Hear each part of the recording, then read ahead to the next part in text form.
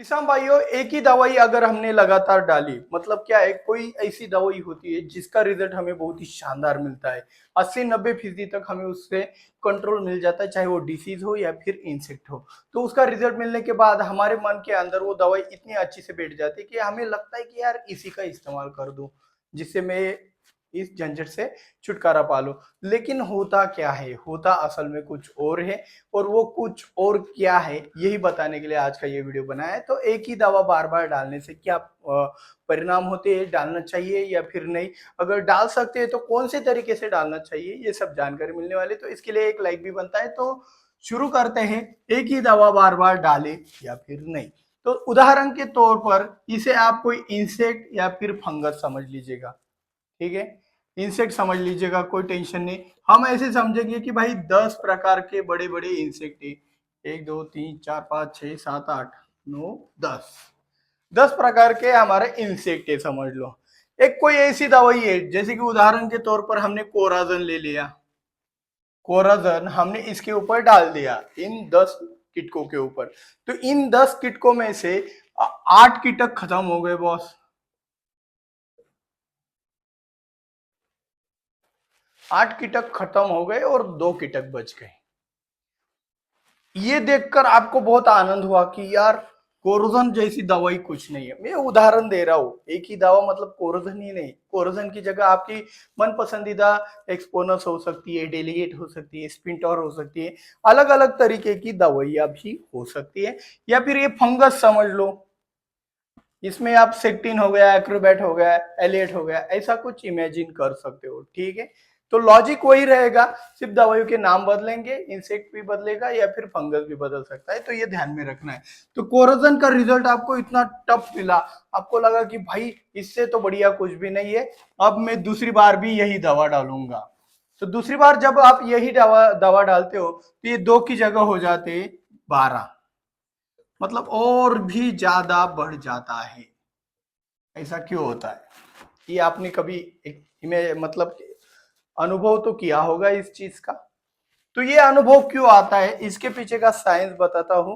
फिर आपको जवाब मिल जाएगा कि भाई एक ही दवा बार बार डाले या फिर नहीं। तो बात बताता हूं। जब हमने पहली बार कोरोजन डाला तो पहली बार में 10 में से 80% तक हमें अच्छा रिजल्ट मिला। 20%, 20% हमारा जो भी एक फंगस या फिर इंसेक्ट जिंदा रहा। ठीक है, और हमने फिर से वही दूसरी बार दवा डाला तो वहां पे क्या हुआ पता है क्या? जैसे कि उदाहरण के तौर पर कोरोजन नर्वस सिस्टम के ऊपर कार्य करता है, चेता संस्था, जो हमारा जो इम्यून मतलब जो एक चेता वाला संस्था होता है, चेतना वाला, मतलब जो सेंस करता है हमारे ब्रेन को, वही वाला संस्था हमारे किडकों के अंदर भी होता है, जिससे वो हलचल करते हैं, एक जगह से दूसरी जगह पे जाते हैं, खाना खाते हैं। उसे नर्वस सिस्टम कहते हैं। तो ऐसे समझ लेते हैं कि भाई एक मोड ऑफ एक्शन है, हमने इन कीटकों के नर्वस सिस्टम के ऊपर अटैक किया था कोरोजन से, शुरुआती वाले जब 10 थे। ठीक है, तो वो जब 10 थे, जब हमने पहला बार कोरोजन डाला तो नर्वस सिस्टम सबका डैमेज कर दिया। लगभग 80% तक नर्वस सिस्टम डैमेज हो गया। तो क्या हो गया, ये दवाई स्पेशल है, ऐसे समझ लो कि भाई ये नर्वस सिस्टम को ही डैमेज करती है, इससे बढ़िया नर्वस सिस्टम को डैमेज करने वाली दवाई नहीं है। इसलिए इसने हमें कितना परसेंट में कंट्रोल दिया, 80% पहले ही स्प्रे में। हम क्या करते हैं, फिर दूसरा स्प्रे बिना कोई अल्टरनेटिव डाले हुए इसी का जब स्प्रे करते इसी का जब स्प्रे करते हो तो भाई आप देखो, इसका डोज अगर आपने 50 ml से ही लिया था, अगली बार बढ़ाने से भी कुछ नहीं होने वाला, ये बताता हूँ। तो ये डोज वगैरह जो भी आपने बढ़ा भी दिया तो भी ये कंट्रोल नहीं होगा, क्योंकि ये जो भी एक टेक्निकल है, ये जब आपके इंसेक्ट के ऊपर गया था या फिर जो भी है उसके ऊपर गया था, अभी इंसेक्टिसाइड का उदाहरण तो इंसेक्ट के ऊपर गया था, तो ये नर्वस सिस्टम को डैमेज कर दिया। तो जिन जिन कीटकों की नर्वस सिस्टम एकदम वीक थी या फिर उनके अंदर इम्यूनिटी पावर बहुत ही कमजोर था, वो खत्म हो गए बॉस, वो खत्म हो गए। और जो जीवित रहे उनका इम्यूनिटी सिस्टम बहुत ही स्ट्रांग है, जो कि कोरजन के अंदर डुबोने से भी वो नहीं मरने वाले, इतना स्ट्रांग है बॉस। समझ जाओ, फिर डोज कितना बढ़ाओगे तो क्या फायदा।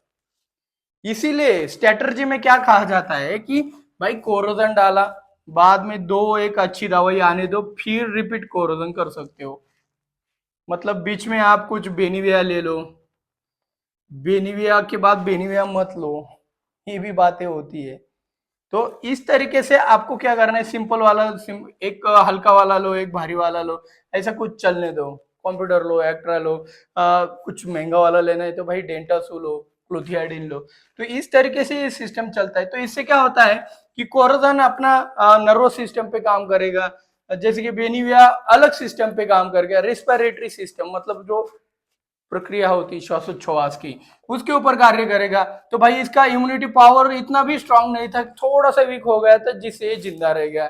लेकिन दूसरे पल क्या हुआ, दूसरा रेस्पिरेटरी सिस्टम के ऊपर कार्य करने वाला दवा गया, तो इसका जो भी श्वसन संस्था है ये भी कमजोर होने लगा। तो इससे ये बीमार पड़ गया और वही खत्म हो गया। तो भाई ये 100% कंट्रोल हो जाएगा। रिपीट स्प्रे से क्या होता है समझ लो। रिपीट स्प्रे से क्या होता है समझ लो। इसका मतलब क्या, इसका मतलब क्या कि भाई हम रिपीट दवाइयां नहीं डाले, भाई डाल सकते हो लेकिन कौन सी वाली, ये भी महत्वपूर्ण रहता है।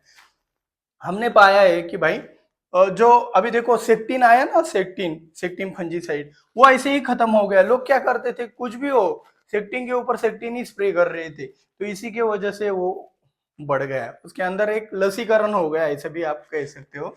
तो वही वाला चीज आपको समझना है कि भाई एक शत्रु के ऊपर चारों बाजू से अटैक करना है, मतलब उसका नर्वस सिस्टम भी होता है, उसका स्टमक एक्शन भी होता है, उसका रेस्पिरेटरी सिस्टम को भी डैमेज कर सकते हो, अलग अलग तरीके से उसका जो भी स्किन है उसको डैमेज कर सकते हो, उसको कॉन्टेक्ट एक्शन कहते हैं। तो इस तरीके से अलग अलग प्रकार से चारों बाजू से हमला करोगे तो ये आपका शत्रु यानी कि कीटक खत्म होगा, वरना ये मल्टीप्लाई होने से बाज नहीं आएगा। ये बात अच्छे से समझ लो।